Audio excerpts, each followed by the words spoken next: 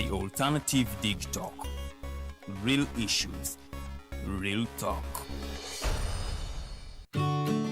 Hey Teddy, have you noticed how little attention science and health issues get in the media? Totally, Edgar, yet science information is very important. Yeah, for sure. That's why the Health Journalists Network is here.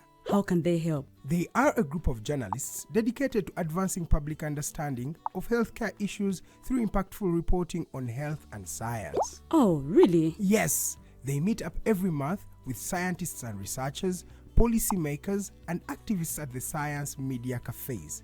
They then relay what they discuss to the public. Does that benefit us? Oh yes, very much so. This helps with health and science literacy for a healthy Ugandan society. Okay. I love getting informed about science and health issues. Health information makes all the difference between life and death. I'll look them up and engage them. That's great. They are based all over the country. Oh, okay. That's interesting, and they should be making real impact. They are empowering health communities through journalism. Journalists can save lives just like doctors. Hi, Rogers. Can I ask you something? Shoot. What does corruption mean? Well, summarily, corruption is abuse of public power for personal gain or for the benefit of a group to which one owes allegiance. For example, when a public office is abused by an official accepting or soliciting a bribe. By the way, private people can be corrupt too, like bribing police officers to escape fines. Okay. So exactly how does that concern me? Well, do you pay taxes? I guess, yeah. What does that have to do with this? Everything. Because those taxes you pay are supposed to facilitate services you use, like water, electricity, roads construction, medicines in hospitals, name it. Okay, that is much bigger than I thought. But it can be stopped, right? Well, yes it can, although it may not be as easy as it sounds. And here is the reason why. Corruption roots are grounded in our country's social, political, economic, bureaucratic traditions and policies. So, what has kept it going this long? I mean, why don't we stop it? Well, the main reason why it has been here for so long is because institutions are weak, either as a result of poorly defined ethical standards of public service, weak administrative and financial systems, or ineffective watchdog agencies. What can we do to stop it? At a national level, we must focus on strengthening the independence and effectiveness of public institutions that fight corruption. At a personal level, we must commit to never giving a bribe. I promise I'll never give a bribe. Well, that's a great decision you have made. Me and you now have to spread this message to all our friends. If we all do our part, corruption will be no more. This message is brought to you by Alternative Digital.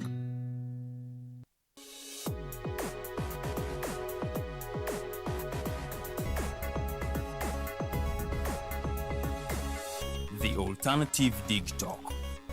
Real issues, real talk.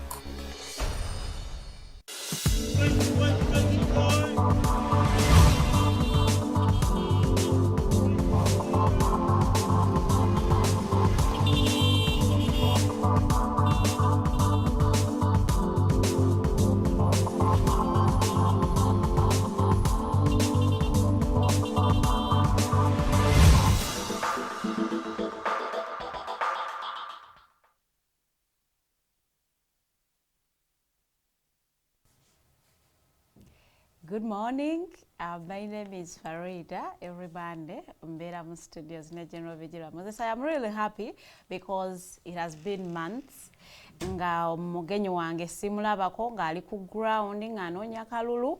So we are really excited. I really want to ask you to join me to welcome General Bigirwa Moses back in the studios every Monday because yes, the elections are done, but the show continues. And the problems of Uganda, by the way, bisigala, bichagenda maso, whether twina elections or not. So what matters, or what is very important, is making sure nti abantu betwalonda bakola ebyo ebyabalondesa. So olunaku lwa leero, my guest comes back to the studios. It is a very bright Monday here with me in the studios because, yes, we need to hear what happened. Where did he, go wrong? Because the last time we were in Kamuli, it was a promising ground. Unfortunately, though, is that, we lost. We lost. The reason why I say we lost because he has been my guest singer. Ndi wanontudde na Honorable Mulamba, but it isn't the end of life and we still have more chances. A very good morning. I welcome you. Mwena mbaniriza ku show enaku z'omwezi ziri 2 omwezi gwa February omwaka tuli mu 2026. We are live on Facebook and YouTube. Osobola okubanga ate otunonyako ku the Alternative TikTok oba TikTok TV ku Facebook ate Alternative TikTok ku YouTube. Osobola okubanga weyunga mu conversation eno ng'okozesa comment section otekamu ekibuuzo kyo oba endowooza yo. Most of you sent me questions yesterday regarding the show of today, but ebibuuzo ebimwe badde munsindikira nga omukulu yabinnyonnyola dda, but still I will front your questions ajja kubanga ate addamu okubitaanya. Njagala okutwala omukisa guno okwaniriza.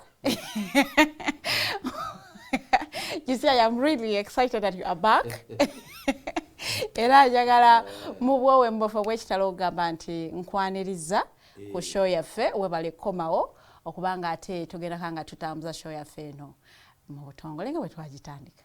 Kituufu nnyo nange ndi musanyufu okubasanga myezi gibadde ng'ena nga siri wano wamu break kubanga nali neetaaga concentration ku ground, so njala okubebaza okulabika nti mutambudde ne mukuuma omutindo ne mutava ku mpewo, mwebale nnyo, mwebale ddala. Njala okwebaza abalabi baffe ku mikutu egy'enjawulo gyonna nga bw'ogimensionize. Njala okubebaza ate mwabaleeta obulango ku mukutu guno nammwe tubebaza. N'abatanaba kubuleeta mbasaba mubuleete ekintu kyaffe kisobola okubeerawo. Kikulu nnyo. Mu mbeera yonna twavuddeyo. Ndi musanyufu nti navuddeyo ndi mulamu. Ngate toli musibe. N'abavuddeyo bonna nga balamu njagala okubayozaayoza kubanga bangi nnyo bafiiriddwa obulamu bwabwe. Mulimu ne candidate eyafudde ku last. Abadde MP ne bamukuba akalulu. Pressure ne zimukuba n'akutuka era yaziikibwa last week. Kati ffe tusigala nga tukyali balamu kituzaamu amaanyi. Tumanya nti tukyasobola okutuuka ku bintu ebirala byonna, including obwa president. Omanyi omulamu yakola ki? Omulamu yafuga. Omulamu yafuga nga bw'ogambye. So mweye embeera njagala okuyozaayoza bannaffe abaafuna obuwanguzi obw'ebifo ebyenjawulo. Njagala okugumya bannange betutaafuna buwanguzi. Sijja kugamba nti bwe twagwa, wabula bwe tutaafuna buwanguzi. Nammwe njagala okubagumya mugume nga nange bwe naguma kubanga ebyobufuzi lugendo tebalutambula lunaku lumu. Revolutions nyingi nnyo ezibadde mu nsi yonna ezatwala ebbanga eddene okugguka naye oluvannyuma ne zigguka. So mu ekyo ne tukola ki? Tukiraawo bwe tutyo. Nava wano nga ndi president wa Eastern Revolutionary Platform. Wali wa Common Man's Party. Naye ngeze okukomawo nga ndi secretary general wa Common Man's Party, kibiina kye twayungayunga ne lutambuza nakyo, era ndi musanyufu okulabika nti nkomyewo mu studio wano. Oba ntandikire ku Common Man's Party kubanga namwe simanyi kyolina ku performance wasn't as we expected. Naye njagala tutandike ng'otusigira ekifaananyi akalulu konna nga bwe kali in general, not particularly in Kamuli, but the whole general election. Gwe ebintu wabiraba otya? Akalulu ekisooka keeyongedde okunaabuuka, nakalaba nga kanaabuuse. Ekifaananyi ekinene ky'akalulu kanaabuuse. Kunaabuuka obeera otegeeza ki? Kaweddemu value n'ensa. One, abantu tebaalonda. voter turn up yali abantu abavaayo okugenda okulonda abaali 35% out of 100 kati ku 35% okwo General Museveni kuyajja 71%. Lwaki gwe yiyo giteze ku 35 nga batugamba 53? Tekisoboka abantu tebalonda okusinzira anti kati for example polling station kunalondera erina abalonzi 5 mu omu nze yagiwangula nafuna obululu 9 mu 8 omulala nafuna candidate mulala nafuna 9 wa NRM abaddakawo ne bafuna 23-24 kati bwobugatto obukuwa percentage ki out of 501 that is 35%. Osinzidde ku polling station yono gaba percentage anti research we watiba mukola nawalala research we watiba mukola osampolinga ku kibaddewo ekitonotono n'ogaziyamu katini n'ofuna ekifaananyi. Yes, so it was 35%. Ekyo nga nkimaze eyo yali protest vote. Yali protest vote. Don't vote. We are not going to vote. Okkiriza nti mubadde mu protest vote. And abatalonda actually bajjayo ekifaananyi kya protest vote. Kubanga baagana okujja okola ki? Okulonda. Naye ate protest vote ekyo si yali egamba. Anti kakati ate bo kye baakola bana Uganda ate bo baawulira kirala ndowooza bakitaputa mu nkola ndala. Naye tetugenda genda. So nga tunaba kwogera kigambo kyonna okulonda tekwajjumbirwa. Okitegedde? That is the starting point. Kati ate okuba tekwajjumbirwa kiba kitegeeza tekwalimu nsa. Abantu tebakyakulaba mu makulu. Tekwalimu nsa whatsoever. Tekwalimu nsa. Bannayuganda bakuboycottinga mu ngeri yaabwe. Kati that is eyo point nkulu nnyo. Kati ekireetera ekyo ekyatuleetera ekyo. Kiki ekireetera bannayuganda okuboycotting election bagana ogenda olonda? Incumbent okozesa structures za government n'alaga nti taaveeko neyeeremeza mu kifo n'alaga ntagenda vaawo omukisa of course gwalinga okukomya mu bannayuganda nti basalewo oba avaako batavaako naye nga akozesa ebitongole bya gavumenti ebyenjawulo ekifaananyi kyasiigibwa ekiraga nti it is a waste of time. Kati obuzibu bwa candidate obuzibu bwa mateeka ye yatekinga advantage ey'akakiiko k'ebyokulonda natekinga advantage eya poliisi n'amagye natekinga advantage y'abakozi ba gavumenti ne bamukolera omulimo ne bateekawo embeera eraga nti taaveeko.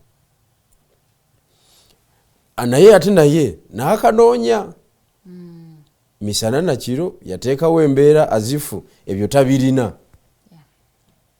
Ya moving up and down ng'anoonya kalulu. That is point number 1. Point number 2, the weaknesses of we, the opposition. Twalema okuzimba ekifaananyi kyetuwa bannayuganda ekiraga nti akalulu tukayina era tumutwala. Kale tuyinza obutaba nakalulu naye tumukola ki? Tumutwala. Kati waliwo perception eyo. Ni kwegamba perception oba onaawangula oba towangule naye sooka ogiteekewo. Sooka oteekewo ekifaananyi ekyo nti ekibeerabeera ekiraga nti tawona. Ekyo kyatulema. Okuva ku muganda waffe atusingako amaanyi ku ludda oluvuganya, that is the National Unity Platform, okutuuka kufe Common Man's Party otwasembayo okuwandiisibwa. Fena twalema okuzimba ekifaananyi okuzimba perception narrative mu Munnayuganda okumuteekamu embeera eraga nti tawona bwana Museveni ku luno tawona nga Besigye byakolanga ki byateekangawo. Kati mweyo embeera tugenda okumaliriza nga ffe baluuza kubanga bannayuganda tutwaba convincinga kuvaayo mu mayumba bajje bakole ki balonde tuba kuba convincinga ne bajja mu bungi oba oliawo results zaali badde ki za njawulo. Yes, because abalonzi ku level y'omubaka wa parliament polling station eriko abalonzi 5 ne tubanga aba participatings bali 2-3 not even half. Yes, kiba kitegeeza ki nti waliwo obuzibu muffe ba candidates, waliwo obuzibu ku presidential level. So watunuulira presidential results aba opposition abamu bagamba baba, do you think it was a genuine win eya President Museveni kuluno yakabba as people allege oba due to those challenges zomenye yalina genuine win? Kati akaluko bwa president kazibu kakubala eno ku ground musobola n'okabala obulungi. For example, the question of Kamuli kabalibwa bulungi temwali mukirumira akaluko ku box ku polling station kavaawo nga keeko okitegedde ne kava ku polling station because electoral voter protection oba bankiyite ntya kwegamba kirimu phases ez'enjawulo. Phase esooka mutaka kujja kusuula kalulu mu box. Abo abatonotono abasobola okujja okusuula akalulu mu box bajja. Ekamuli Museveni yasingayo kikyo sijja kulimba. Kati ako akava mu box ne kadda ku lupapula kye bayita DR form. Era DR form nejjuzibwa bulungi nga bantu balaba ne ba agent buli omu agent n'avaawo ne DR form. Kakati DR form eyo negenda ku sub county abasololiza obu box kati sub county supervisor n'abikwata n'abitwala ku tallying center awali district returning officer kati ne babitaalinga ne babimaliriza. Kati okumanya kwaffe kwenna abalonzi ba agent ba supervisor fenna kukoma ku district tallying center. Kati kyebayita transmission of results from district to the national tallying center tewali akibaamu wewali firimu awo. Kati obuzibu obusinga obungi buli ku national tallying center nti chairman wa electoral commission byalanga ebyo tawa mukisa bannayuganda kumanya bivudde mu district ki oba byekamuli oba byeyiganga ajja ne tiimu ye mu maganduula n'agamba kakati bino byebiriwo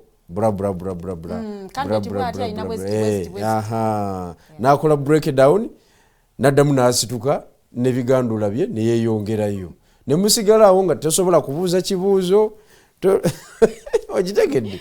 Kati mu ngeri yonna kyangu nnyo General Museveni wabanga awangudde genuinely naye enangirira y'abakakiiko k'ebyokulonda engeri gye balangiriramu erekawo ebibuuzo ebigamba nti bannange bye mulangirira mubijja wa twagala kumanya.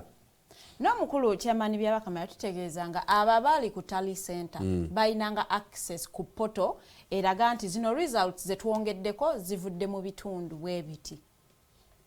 Abo si ensonga enkulu bannanyini kalulu bali ku TV bakulaba be balina okumanya nti obuvudde Kamuli buubuno.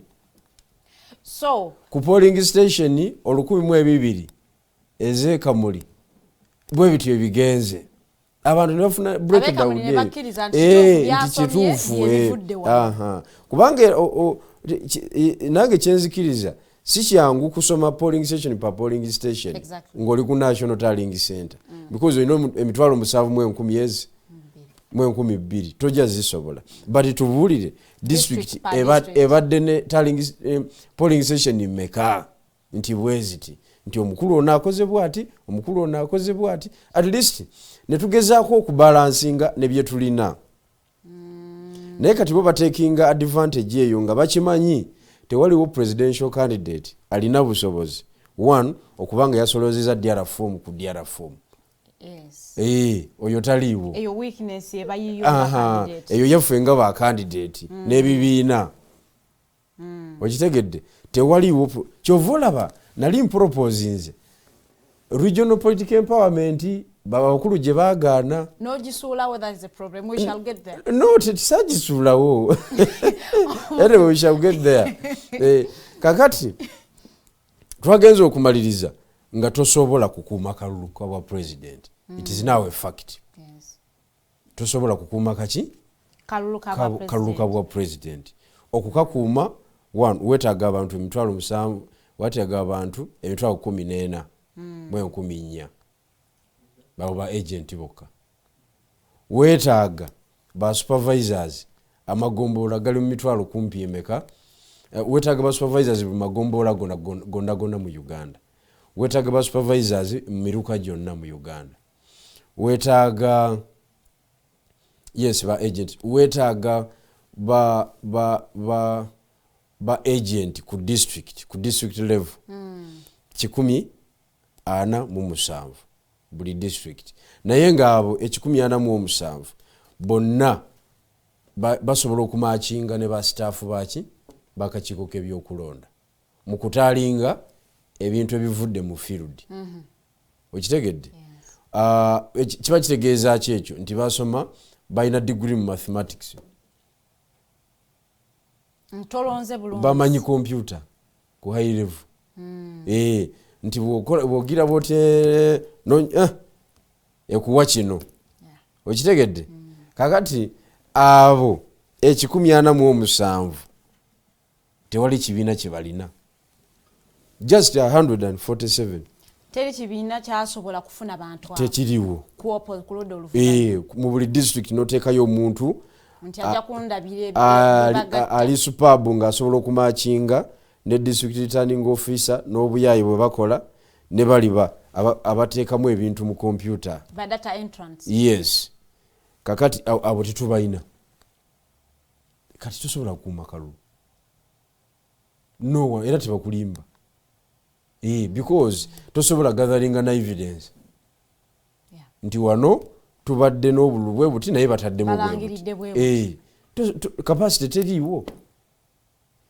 Kati kiba kitegeeza ki nti byabakama byabatugambye byonna byebyo ebituufu tuba okubiwakanya tuba tulina kubanga twogera mu bwogezi.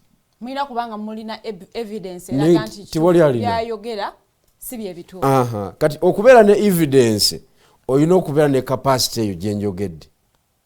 Ba agent 14,000 tewali kibiina kirina capacity eyo wadde nga waliwo asobola okufuna obululu 2,000,000 plus. N'ekyebuzibwa mukulu SG is lwaki mo participating mukaluke mumanyi bulungi nti temuyina capacity eyinza kubanja Victoria muba wini yammwe singa babalangiridde ebitali bituufu.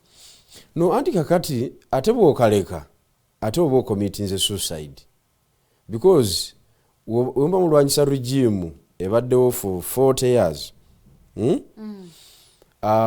Buli any step esuula regime eyo oba tegisuula. Any event ebeerawo esobola okuviirako gavumenti okugwa oba obutagwa. Kakati buli lwotagibeeramu oba okoze eki waba waliwo ebintu bingi nnyo byoleseeyo. I mean byokoze eki byotekinze risk n'obireka ne bigenda bwe bityo. Because mu politics anything can happen. So mu election eno okukitwala obulungi you just participate without the hopes of winning. We participated hoping that anything can happen. You can either win or lose. Yes, anything can happen because mwizo okubeera mu kalulu wakati niwe bawo ekizibu ekigwawo mu ggwanga. Abantu abasooka okulowoozebwako be babadde bakati participatizeemu. Okitegedde. Naye oba tewazze. Ate kakati oyogera ki? Bagamba mukulu nedda. Sooka osirike. Kasooke tuwulirize abadde babika n'omusajja ono. Okitegedde. So you need to be there on the front. That's why we came. Whether you have the capacity or not. Yes. Ekyokubiri, kati for example in the case of Common Man's Party, fe twajja ne idea egamba nti our participation in this election is tulowooza nti esobola okwongera okuyamba to reduce on the Museveni's vote. But twaya eteka ligamba awangula afuna 50 plus 1 vote. Yes, nafuna 71. Kati atira labo yewa 71. So ekibalo kyaffe kyafa. Naye nga initially twali batuufu nga twagala buli kibiina kisikambuleko kubw'omukulu buyandi baddaafuna ku bannayuganda bonna kubanga abantu abawa Museveni n'abatamuwa tosobola bamanya ng'ogyeko abavaayo ne bambala t-shirt z'ebikibiki mulimu ate abasirifu kisobola okubanga neyambadde t-shirt eyamuwadde nga teyamuwadde ng'eyasirise yamulonze mama bunanfusi buli wano obumanyi kuba bagenda ne babikula bokisi nolabanga jjajja alinawo obululu 183 nogamba naye nga kakati badda abamuwadde bavuddwa obululu buno bugenzemu butya nga bugenzemu genuinely wa Makindi okitegedde it is terrible. So mweyo embeera ne tubanga kitegeeza ki nti twali tulina okubeera mu race yen wanu okuintroducing ourselves before the Ugandans tinaffe wetuli babategeere era ekyo twakimala. Ekyokubiri nti in case of anything era wetuli mubeera mwabo bye bakonsideringa era wetuli. Ekyokusatu kyekyo kyenkugambye okulemesa the 50 plus 1 vote percent. Kino kyagaana mwalina kujja ku bwa opponent naye kiringa mwajja ku bwa opposition. Ife message yaffe ekisooka ffe twalina manifesto ennungi okusinga manifesto z'abantu abalala era nakyo twakizuulira mu kalulu kano nti Ugandans they are not interested mu ideas.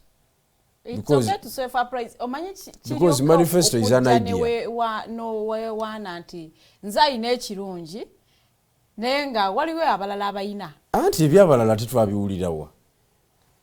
We had the best manifesto suitinga mu interest z'Abannayuganda. Anti kakati twakizuulira mu kalulu kano nti Bannayuganda they are not interested in the details. Oba message yamwe yabalimu okutegeeza we had the best manifesto era twagibuulira Bannayuganda. Kankuwe ekyokulabirako ne bagigaana. Kankuwe ekyokulabirako. We talked about loans eziweebwa ba boda.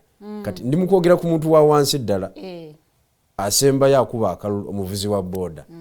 Omuvuzi wa boda mu Uganda yeewola bajaji bokisa awayo 72,000 ne bagimuwa as initial deposit. Exactly. Ne bamugamba nti buli week ogenda kuleeta 72,000 okumala emyaka emeka ebiri bwozi computingamu ofuna kumpi milioni 9 ku bajaji naye nga cash egula nnyo kitundu. Okitegedde? Kati olaba bwagidabolinga agidabolinga in terms of okumalayo loan. Kati abasinga loan yebe natera okuggwayo company yenyini nekola ki nekola deal ne bagimubbako. Okitegedde? Abadda natera ogimalayo abulako emyezi ena agimaleyo bagimubbyeko deal evuddewa mu company. Kwegambo ezo ne zibanga zigenze poteya. Enembozi onyumya embozi y'ababoda onyumya kiwakola ku research. We documented it because twakola research ku baboda benyini. Si stage emu, si stage 2, si mu kitundu kimu. Nga beebuuza lwaki piki zaabwe zibibwa nga zinatera okuggwako. Kati ffe nga tugamba no ogenda kuwayo the same 72,000 as initial deposit. Naye piki eyo ogenda givugira ku milioni 6 zive ku 9 zidde ku ki ku 6 nga tubasalako emiliyoni mmeka milioni 3 tebatuwuliriza. That's why I'm telling you nti Ugandans they are not interested in the kubanga temwalaga nti mulina obusobozi anti obusobozi bwe twabasaba babawe obululu because akalulu kalimu ebintu ebi power and authority akalulu kalimu ebintu bibiri and we went kubana Uganda tubagamba mukatuwe twabasaba ebintu bibiri mutuwe obuyinza obuyinza power and authority nobu authority kwegamba Kiganda wazentia nja kijukira tusokero tutambulirewo mutuwe obuyinza n'olukusa okay okukola emirimu gino ne batatuwulirizira boda zaabwe basigala bagoberera ba candidate balala abatalina programu y'aba boda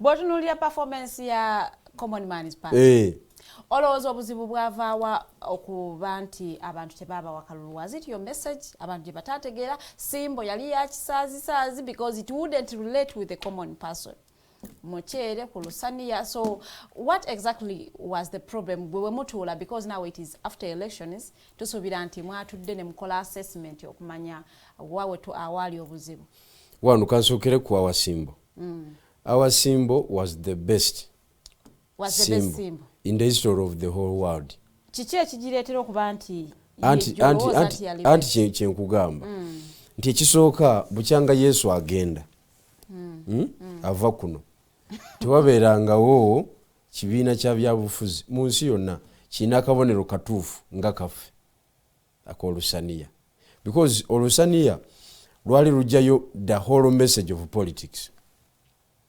Politics is about eating, is about controlling national resources and disputing it. So tukugamba Olusaniya is Uganda. Okay? Olusaniya bweba Uganda. Ebyokulya ebiriko, it is the national resources. Yes. The national budget. Okay?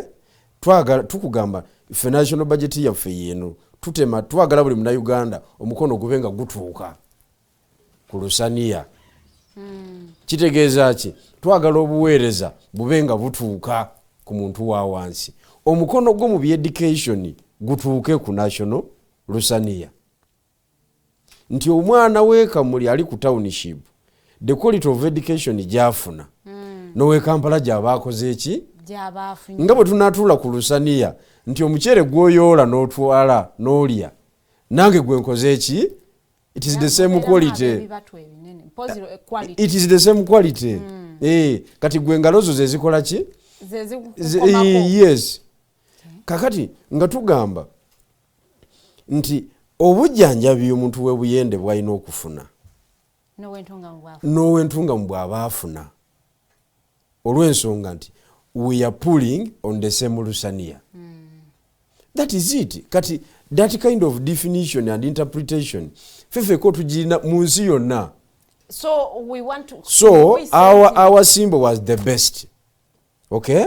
So obuzize kibuzo obuzibu bwali buli luddawa. Obuzibu buli kuba na Uganda. But yeah. Bale mu kutegeera the seriousness of politics. But do you portray that seriousness because abantu babalabanga abasagirira mu tugamba nti abantu batulabanga kitegeeza be banafu. For us we are vision bearers for tukirese kitegeeza gwata kitegedde gwe munafu oba gwalese nolemu okunkinnyonnyola kitegeerekwa abamunafu. Anti nkugambye okumanya abana Uganda tebaliyo beetaaga kuba kibooko. Okiwulidde?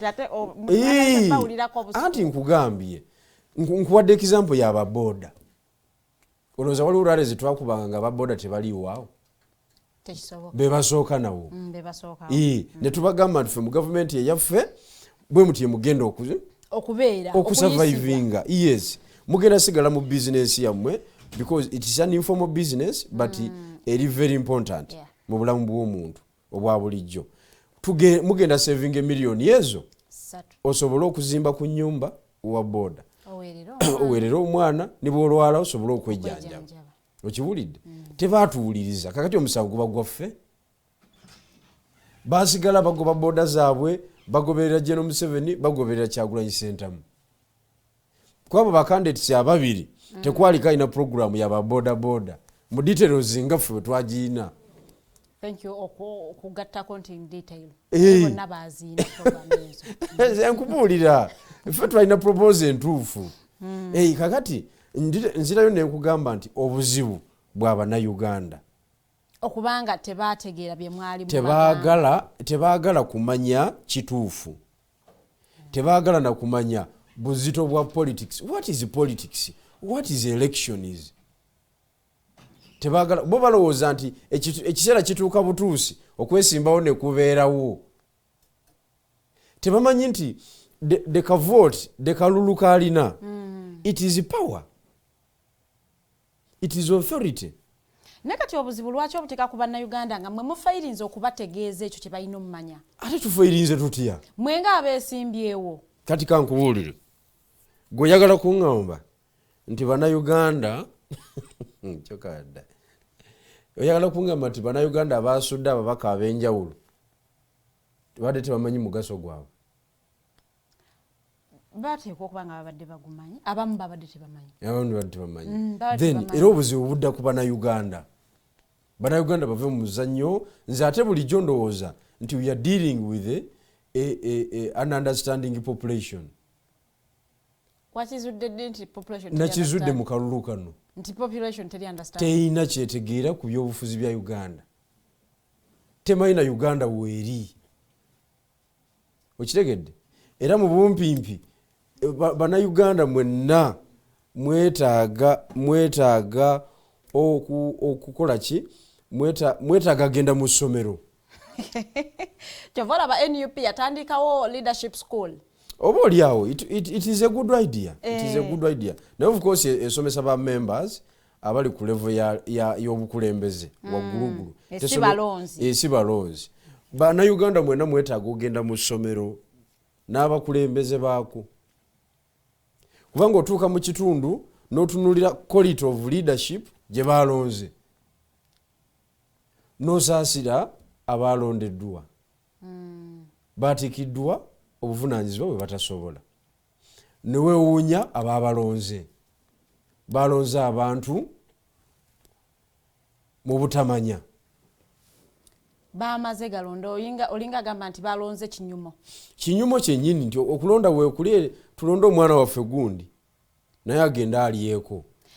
Ne ebbanga lye tumaze nga tulonda nga bannayuganda every after 5 years tugenda mu kalulu nga tukyalina population nga bw'ogi describing olowooza kiki ekyetagisibwa okulaba nti bannayuganda babecoming they are awake to the realities of their country basobole okuba nga agenda mu kalulu ng'amanya lwaki alonda naani gwalina olonda because it has been a long time nga tugenda mu kalulu bw'aba nga abantu bali bwe batyo to the level nga gy'oba describing lako then there is a problem, a very big problem. Ekirina okukolebwa kiri kimu ebibiina by'obufuzi biweebwa obusobozi obukolaki bigende bizimbe membership mu byalo. Okay? Because ekibiina nga Common Man's Party buli lwemba n'obusobozi obugenda okuteekateeka ba members bange ku village level.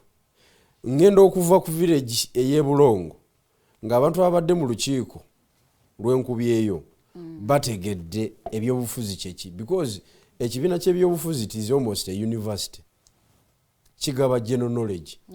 Okay? Ku nsonga ez'enjawulo kati tugenda okumaliriza okuzimba akakiiko k'oku kyalo nga tumaze nga tugenda okuvaayo ng'abantu balekedde information ekwata ku leadership bave mu kizikiriza kye babaddemu bazibule amaaso bategeere because kino ekisanja tetubangako na kisanja kigenda kubeera flat nga kino. Wogamba flat oba otegeezaki? Anti I don't see leaders. Tolaba mubakulembeze? Siraba. Ngenda kuwaayo omwe omukulu Nobert Mao yakomyewo mu parliament. Nze njogera ku ludda lwaffe oluvuganya because Nobert Mao yatuddukako. Yatuddukako. Ankuweeyo mu jjinja awo ng'aba NUP baafunye ababaka mu jjinja awo ababaka nna abatali anti kyenjala okutegeeza kati Busoga balonze bakozi ba ku radio ba TV omanyi mugenda ne mubeera mu kamera ne mutiisatiisa abantu mumutegeera nnyo ne beerabira nti byemwogera mubisoma busomyawo ebigambo tubisengeke bulungi toleeta ku lulimi lwo lujeregerera olweri si kujeregerera nze nkubuulira what happened what transpired ni Busoga ne balonda ayogera bulungi ku radio nga beerabidde nti omuntu akola ku radio oba ku TV alina obuntuntu bw'asomaawo najja n'abubuulira abantu obusesasesa obwentertaininga ebintu module eyo. It is also possible nti ajja kgenda asome atwale areas ku flyer parliament. Kati experience yetulaga tewaliwo yali akoze ku radio performing mu parliament okutandikira ku kusozi kaddu mukasa ye yasookayo wakisanje eki abantu bamugobayo nga balaba omuntu ali incompetent atabanga nawo paka abazze baddakaawo bonna tewali performance. Why radio tujjeko TV n'aba TV bonna oluvuganya lubadde lukulemberwa Joel Ssenyonyi akoze bubi ati Joel Ssenyonyi ate anagusamba atya is a good player. Yes, we accept. Naye nagusamba atya kale lwakuba musajja wa bwino yatataaganyizibwa naye twandimwadde ng'example. Musajja wa bwino Alan Sewanya yakola ki yatataaganyizibwa ate nkugambye chokabadda nze mundeke n'okundeka oli ku Mighty Drive. It is a Monday. Tubeera ne General Bigirwa Moses okuva wali eri mu kibiina kya Common Man's Party. Olwo yatandikawo ekisinde kye n'amala n'akirekulira. Njala tugende mu kuwumulamu katono nnyo tukomewo nga tutunuulira factors eza leading to his loss. Yadde ng'agamba mbwe abataawangula naye era muba mwaluzinga weewaawo ebigambo tukyusaamu bikyuse. Very good morning to Komao.